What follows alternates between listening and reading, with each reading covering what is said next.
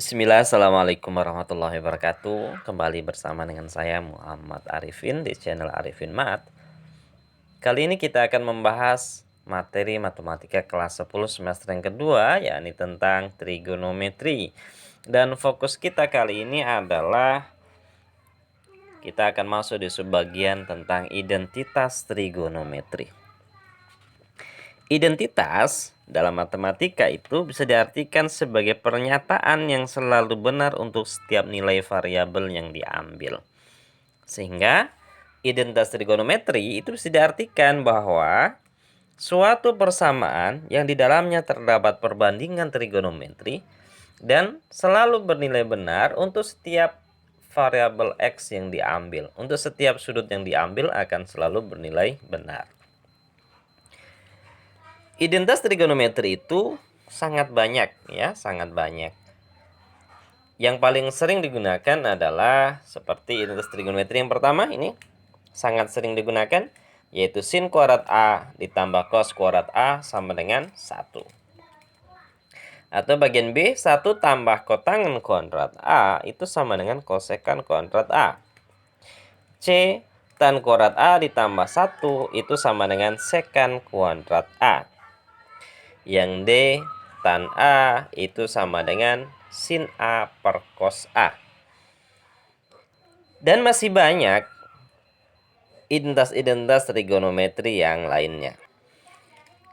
Pada identitas trigonometri ini, fokus kita nanti adalah bagaimana kita membuktikan persamaan-persamaan trigonometri tersebut.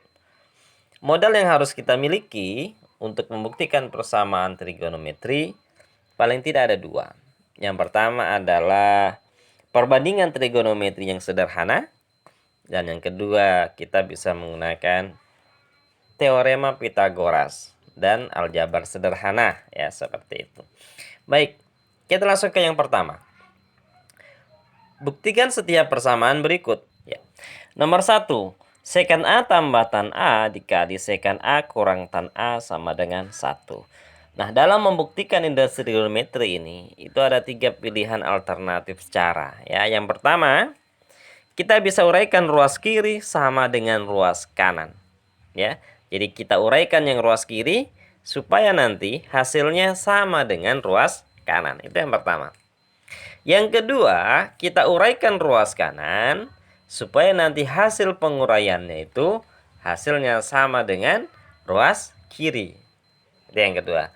Yang ketiga, ruas kiri dan ruas kanan diturunkan bersama-sama, dimodifikasi sedemikian rupa sehingga nanti hasil dari ruas kiri sama dengan ruas kanan.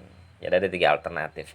Yang mana yang kita gunakan? Nah, terserah kita, tergantung dari soalnya seperti apa ya, seperti itu. Nah, misalnya nomor 1.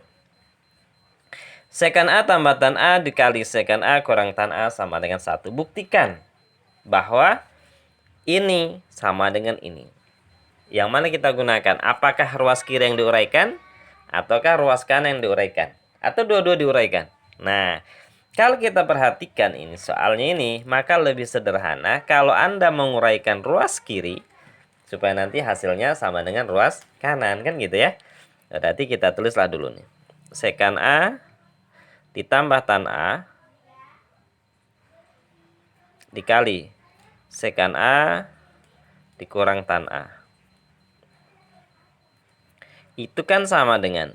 Nah, ini kalau kita gunakan aljabar sederhana ini, ya kan? Ini sama dengan ini sama dengan ini, kan gitu ya? Yang ini sama dengan ini. Itu kan sama dengan sifat aljabar yang ini.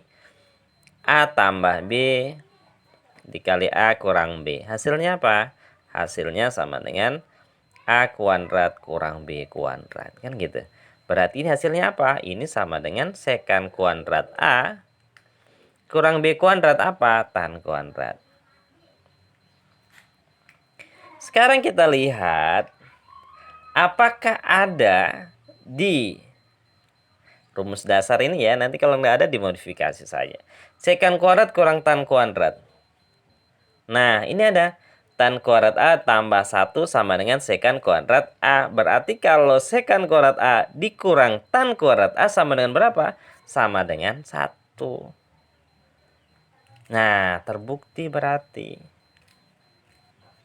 Ya, hasil penguraian ruas kiri itu hasilnya sama dengan ruas kanan. Berarti terbukti. Selesai. Yang kedua.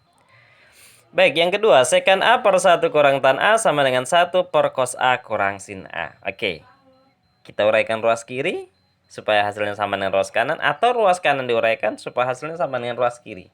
Oke, kita perhatikan di sini. Di sini ada sekan, ada tan. Di sini ada cos, ada sin. Yang lebih kompleks yang mana? Yang lebih kompleks yang tan dan sekan, kan gitu. Maka lebih bagus nanti yang ruas kiri yang kita uraikan supaya nanti hasilnya sama dengan ruas kanan, kan gitu ya. Berarti kita tulis dulu. Sekan A per 1 kurang tan A sama dengan. Oke. Apa hubungan sekan tan ini yang ada cos dan sinnya? Kita arahkan ke sana. Ya, karena nanti kita akan uraikan hasilnya, ini kata kuncinya ya. Fokus kita nanti hasilnya penguraiannya harus sama dengan ini. Oke, baik. Sekan itu kebalikan dari cos, kan gitu ya. Berarti sekan A 1 per cos A. Kan gitu ya. 1 kita tulis saja dulu. Kurang. Tan itu sin per cos ini. Tan itu sin per cos. Berarti ini sin A per cos A. Nah, sama dengan 1 per cos A. Ini supaya nanti bisa dioperasikan, samakan penyebutnya ya. Berarti penyebutnya kita buat cos A. Berarti ini hasilnya apa? Berarti cos A dikurang apa? Kurang sin A. Nah, kan gitu ya. Nah, di sini kita lihat ada pembagian dengan pecahan, kan gitu. Pembagian dengan pecahan itu sama dengan perkalian tapi dibalik, kan gitu ya. Berarti ini boleh Anda tulis sama dengan 1 per cos A dikali dengan apa? Dibalik ini. Berarti cos A per cos A kurang sin A. Sama dengan. Coba kita perhatikan. Apakah ada yang bisa disederhanakan? Nah, ada ternyata ya. Apa itu? Cos A sama-sama dibagi cos A ini. Ya, berarti tersisa apa? Yang tersisa 1 per. Nah, ini. Apa itu? Cos A dikurang sin A. Sama atau belum? Nah, ternyata sama. Karena sama berarti terbukti. Ya. Demikian materi kita tentang identitas trigonometri tadi. Bahwa yang menjadi poin pentingnya adalah modal untuk bisa membuktikan identitas trigonometri yang pertama adalah kita harus paham identitas trigonometri yang sederhana. Yang kedua, Pitagoras. Yang ketiga, aljabar sederhana, ya, seperti itu. Dan yang keempat, jangan lupa berlatih. Semakin banyak berlatih, semakin mudah bagi kita untuk memodifikasi bentuk-bentuk trigonometri. Ya, semakin sering berlatih, semakin mudah bagi kita untuk membuktikan nanti arahnya mau diarahkan kemana, ya, seperti itu.